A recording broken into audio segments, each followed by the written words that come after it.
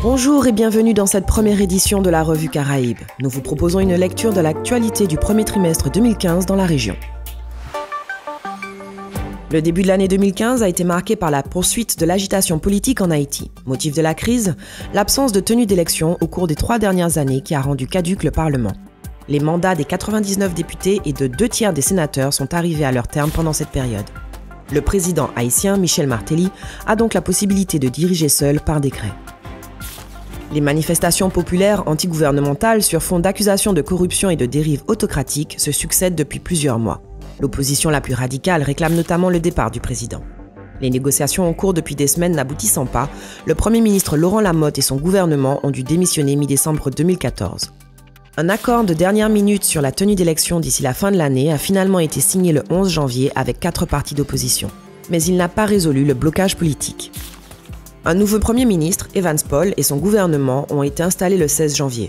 Cependant, l'instabilité demeure et les manifestations de protestation se poursuivent. Annoncé le 17 décembre 2014, le rapprochement entre Cuba et les États-Unis, des pays en rupture diplomatique depuis plus de 50 ans, a fait grand bruit au niveau régional, international et continue d'alimenter l'actualité. Inattendu, l'annonce a été saluée aux États-Unis, sauf par certains Cubains exilés et les républicains qui se sont prononcés contre. La nouvelle a globalement été bien reçue à travers le monde, notamment au Canada qui a accueilli les rencontres préliminaires entre Cuba et les États-Unis. Du côté des pays caribéens, l'inquiétude est de mise à propos des impacts de ce rapprochement sur le tourisme et sur le commerce dans la région. En cours, la normalisation des relations entre Cuba et les États-Unis se fait par étapes. Début janvier, le gouvernement cubain a libéré 53 prisonniers politiques à la demande de Washington. Par la suite, le département du Trésor américain a annoncé des mesures sur les voyages, les télécommunications, entre autres, visant à alléger le régime d'exception imposé à ce pays caribéen.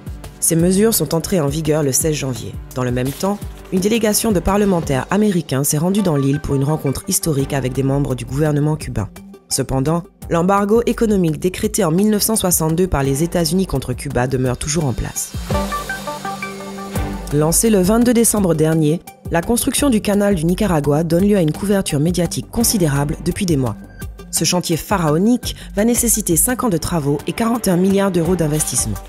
Aux commandes, la Hong Kong Nicaragua Canal Development Investment Company, un groupe chinois, qui s'est vu accorder un permis d'exploitation de 50 ans par le gouvernement nicaraguayen en juin 2013.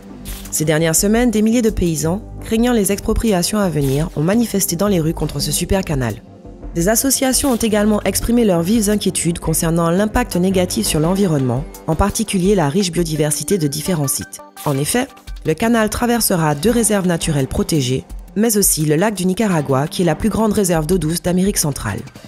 Une délégation de la Convention Ramsar relative aux zones humides d'importance internationale s'est rendue sur place mi-janvier pour enquêter à ce sujet.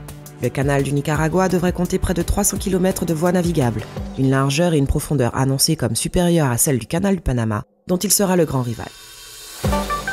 Dans la Caraïbe, le carnaval constitue l'événement phare du début d'année. En Guadeloupe, en Guyane, à Trinidad ou encore en Haïti, les défilés dans les rues rassemblent des milliers de participants de tous âges, le plus souvent au sein de groupes carnavalesques.